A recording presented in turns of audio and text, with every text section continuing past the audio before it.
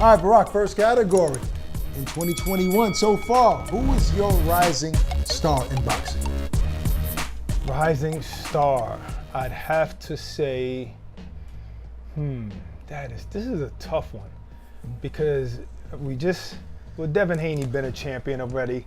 Ryan Garcia had an incredible win with a one-punch knockout. You got Edgar Berlanga.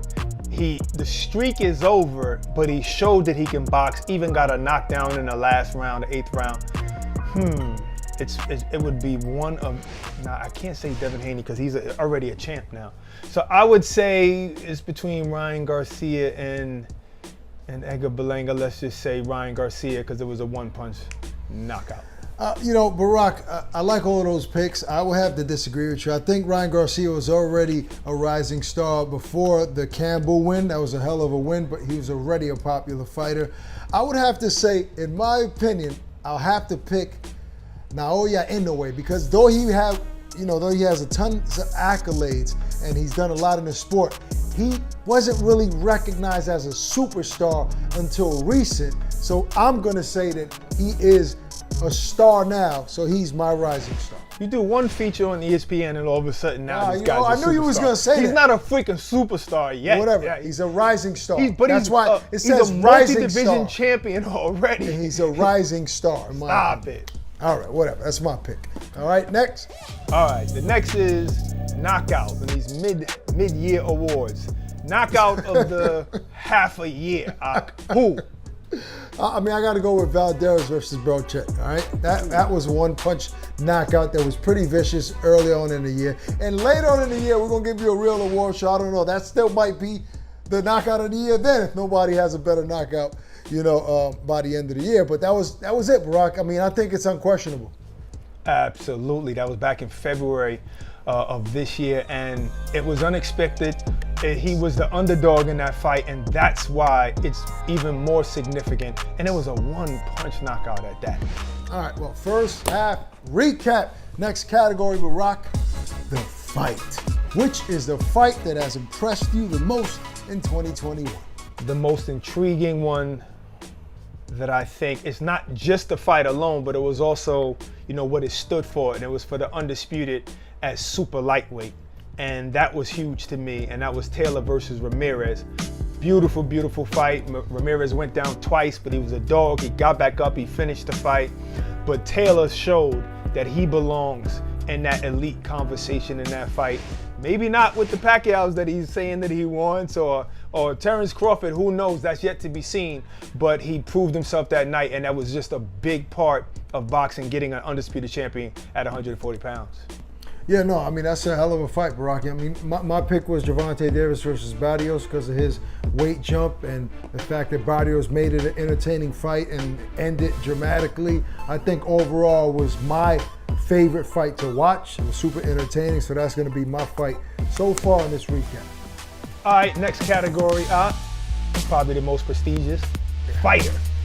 Barack, that's a difficult one right there. There are a lot of fighters first half of this year that had big wins. We've been talking about them in other categories. Obviously Gervonta Davis, Oscar Valdez, Josh Taylor, big win, unifying the division. A lot of big fights. You got Jamel Herring beating Frampton. I would still have to go with Canelo Alvarez beating Billy Joe Saunders, unifying the division, setting, on a big stage, 73,000 people in Cowboy Stadium, and ending it in dramatic fashion, breaking his orbital bone in 4 places. I was struggling with, to me that was the biggest moment, but I had to give that to Canelo Alvarez. I think so far it was a close call, but I have to pick Canelo for that. Damn, I hate that I agree with you, man.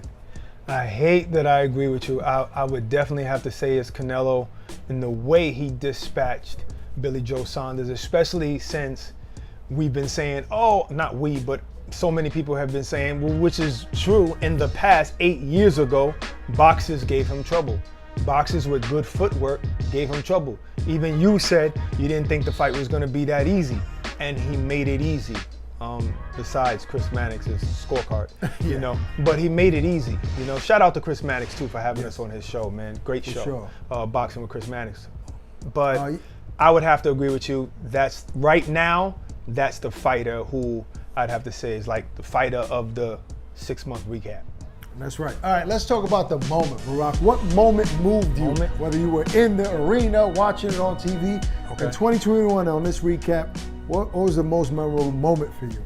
Well, it would have to be the famous tackle. What tackle was that? The famous tackle please remind the people. At Billy Joe Saunders' fight against Canelo. When his father tried to run towards the ring, he jumped over the fence and he tried to run towards the ring, and that security guard went in a 3-point stance and tackled him above and beyond. You might need to get slapped up, the security guard. I don't like that you did that to an old man, but at the end of the day, I guess it was his job. I think he could have just probably stood in his way. He didn't have to do a full tackle, but that was the moment that I want to highlight.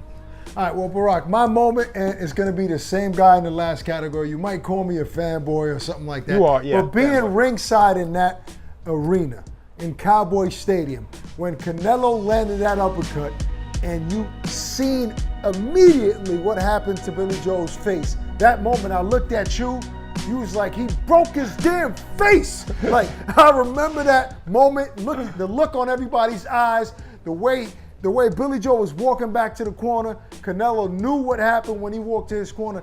That moment right there was the biggest moment in 2021 for me because I was front center. You know what, though? To add to that just a little bit, being amongst 73,000 fans in America, because we kind of know what that feels like in the UK. You know, we've been there when they had upwards of 80,000 fans. But that was special. And bigger than just being there, it was just a statement that boxing is not dead and that people need to stop saying that. Okay. Yeah. Another category. You agree with me again. Go ahead, say it. Yeah, I do. I do. All right, here. This one is the SMH category. Shaking my head. You know, something that happened that you wish didn't happen. All right, Barack, the one thing that should have never happened in 2021 in the world of boxing is a referee by the name of Steve Gray taking the towel and throwing it back to the corner after a young man's father in his corner, Ritson's dad, throwing the towel to stop the fight because his son was taking too much punishment in the Ponce Ritson fight. And the ref allowed the fight to continue a little longer and allowed him to get hit a little more. For I don't know what reason, Barack, nothing justifies that. Once a corner stops a fight, that should be it. And this referee was out of pocket. And yes, in my opinion, I said it on the show, he should never be able to ref a fight again after that. Wow, you just, that's the second person you just want to make homeless. First Gamboa and now Steve Gray. I'm saying it's not that bad. I seen a ref catch a towel one time and threw it out. If the opponent would have died, then it would have been real bad. What he was saying was he's saying that Ritson got hit to the body. So what? He know he was hurt, but you can continue. You know, you're not gonna get a concussion by getting hit to the body, but you could have broken ribs, so you never know. You know, but my shaking my head moment, my SMH moment is the holding that Logan Paul did against Floyd. And the reason why that's my shaking my head moment, because that's literally what I was doing. Like, you're robbing Floyd of a knockout. Smart, you're making a whole bunch of money. Smart, you're making sure you don't get knocked out. But it just ruined the fight. In other words, I want to please Barack and these fans and let Floyd knock me out. No, that's not what should happen. Not just that. If you talked a whole bunch of crap beforehand, Floyd's old, you're gonna knock him out, you're too big, and all you're doing is holding for 8 rounds, come on.